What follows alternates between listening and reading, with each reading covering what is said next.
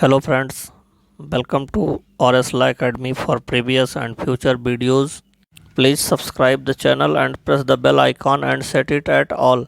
Friends, पिछली videos में हमने आईपीसी की बहुत सारी धाराओं पर वीडियो बनाई है। अगर आप उन्हें देखना चाहते हैं तो हमने अलग से आईपीसी की प्लेलिस्ट बनाकर उसकी लिंक डिस्क्रिप्शन में डाल दी है। आप वहां से क्लिक कर सारी वीडियोस को देख सकते हैं। हेलो फ्रेंड्स, आज के इस वीडियो में हम जानेंगे भारतीय दंड संहिता की धारा 32 और 33 के बारे में। फ्रेंड्स, अगर हम धारा 32 की हेडिंग देखें तो आती है कार्यों का निर्देश करने वाले शब्दों के अंतर्गत अवैध लोप आता है, यानी words referring to acts include illegal omission. इस धारा को विस्तार से जब जानते हैं तो आता है कि and every part of this code except where a contrary intention appears from the context words which refer to act done extend also to illegal omission. अर्थात कार्यों का निर्देश करने वाले शब्दों के अंतर्गत अवैध लोप आता है जब तक कि संदर्भ से तत्प्रतिकूल आशय प्रस्तुत न हो। इस संहिता के हर भाग में किए गए कार्यों का निर्देश करने वाले शब्दों का विस्तार अवैध लोपों पर भी है। कहने का तात्पर्य है कि सेक्शन 32 कहता है कि in every part of this code, यानी every part of this code मतलब आईपीसी की बात कर रहा है। दिस कोड मतलब आईपीसी 1860, भारतीय दंड संहिता 1860। कार्य यानी एक्ट के लिए जाने के साथ साथ, जैसे एक्ट के लिए जो है किसी अगर आप इलीगल एक्ट करते हैं तो उसके लिए जैसे दंड का प्रावधान किया गया है, उसी तरीके से अवैध लोप अगर आप करते हैं तो उसके लिए भी दंड का प्रावधान किया गया है। अवैध लोप क्या है? कुछ ऐसे कार्य भी बनाए गए हैं जिनको अगर आप नहीं करते हैं तो उसके लिए भी दंड के प्रावधान दिए गए हैं। जैसे मान लीजिए आप किसी पुलिस स्टेशन में जाते हैं और अपनी एफआईआर लॉन्च कराना चाहते हैं, और वहाँ का जो भार साधक अधिकारी है यानी जो एसएचओ है वो आपकी एफआईआर नहीं लिखता है, जो कि उसकी लीगल ड्यूटी है कि वो आपकी एफआईआर लॉन्च करे, लेकिन वो एफआईआर लॉन्च नहीं करता है। तो जो काम करना चाहिए था वो काम नहीं कर रहा है, यानी ये अब इलीगल ओमिशन में आएगा।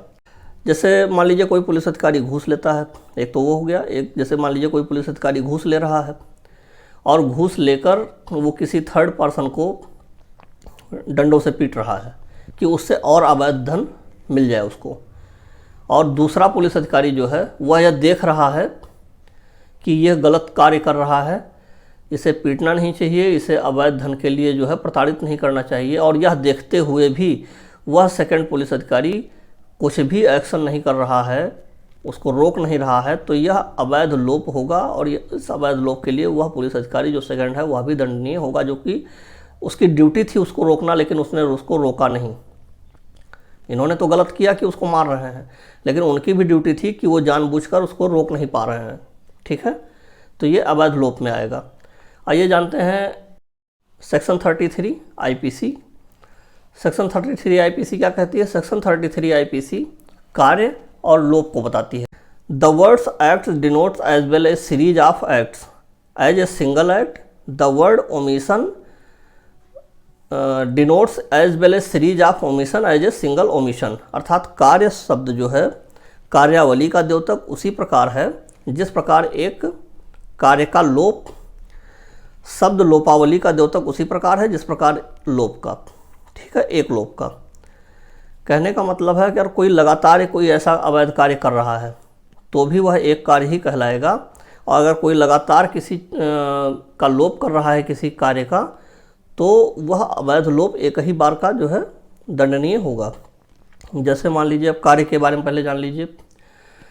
मान लीजिए कोई व्यक्ति है और वह रिवॉल्वर निकालता है और किसी को व्यक्ति को 6 बार गोलियां दाग देता है। 6 गोलियां उसकी इस तरीके से लगती हैं कि उसको उनसे मर जाना चाहिए या उसकी मृत्यु हो जानी चाहिए। तो पहली गोली मारी तो भी जो है हत्या के प्रयास का होगा, दूसरी गोली लगी तो भी हत्या का प्रयास हुआ, तीसरी गोली लगी तो भी हत्या का प्रयास हुआ, चौथी लगी तो भी हत्या का प्रयास हुआ, पांचवी लगी तो भी हत्या का प्रयास हुआ, और छठवीं लगी तो भी हत्या का प्रयास हुआ। लेकिन क्या उसके ऊपर 6 मुकदमे हत्या के प्रयास के डाले जाएंगे? नहीं, उसके ऊपर 1 मुकदमा ही होगा हत्या के प्रयास का। यह सेक्शन 33 बताती है। उसी प्रकार जैसे आप FIR लिखाने जाते हैं किसी थाने में और आप पहले दिन गए, FIR लिखने की ड्यूटी है उस SHO की, उसने आपकी FIR नहीं लिखी। दूसरे दिन आपको बुलाया, दूसरे दिन आप गए, दूसरे दिन भी FIR नहीं लिखी गई, तीसरे दिन भी FIR नहीं लिखी गई, चौथे दिन भी FIR नहीं लिखी गई। तो FIR लिखना उसकी ड्यूटी थी, ये उसका कार्य था, लेकिन उसने किया क्या, उस कार्य को पूरा नहीं किया, यानी उसने अवैध लोप की अपनी ड्यूटी जो उसकी थी उसको उसने नहीं किया। तो क्या 4 बार उसके ऊपर मुकदमा होगा कि उसने ड्यूटी अपनी पूरी नहीं की? नहीं, उसके ऊपर एक बार ही लिखा जाएगा कि वो एक्ट ऑफ, जैसे ऊपर आपने पढ़ा वो सीरीज ऑफ एक्ट थी, यहाँ सीरीज ऑफ ओमिशन आ गया। तो 4 बार ओमिशन किया गया, 4 बार अवैध लोप किया गया, लेकिन उसके ऊपर 4 मुकदमे नहीं दर्ज किए जाएंगे, उसके ऊपर केवल एक ही मुकदमा दर्ज किया जाएगा। और यहाँ एक चीज़ और जान लीजिए, हो सकता है कि कई अधिनियमों में किसी कार्य को दंडनीय बनाया गया हो, तो उसके ऊपर एक व्यक्ति को उसी अपराध के लिए एक से अधिक बार दंडित नहीं किया जाएगा, उसे केवल एक बार ही दंडित किया जाएगा, भले ही वह अपराध कई अधिनियमों में दंडनीय बनाया गया हो। तो ये थी IPC सेक्शन 32 और सेक्शन 33। आने वाले वीडियो में हम पढ़ेंगे सेक्शन 34। मित्रों, आज के वीडियो में बस इतना ही। यदि आपको हमारे द्वारा दी गई जानकारी पसंद आई हो तो वीडियो को लाइक करें, वो अपने मित्रों को शेयर करें और अपने बहुमूल्य सुझाव हमें कमेंट करें, जिससे हम आप तक और भी अच्छी जानकारी पहुंचा सकें। वीडियो को अंत तक देखने के लिए आपका बहुत बहुत धन्यवाद। नमस्कार, जय हिंद।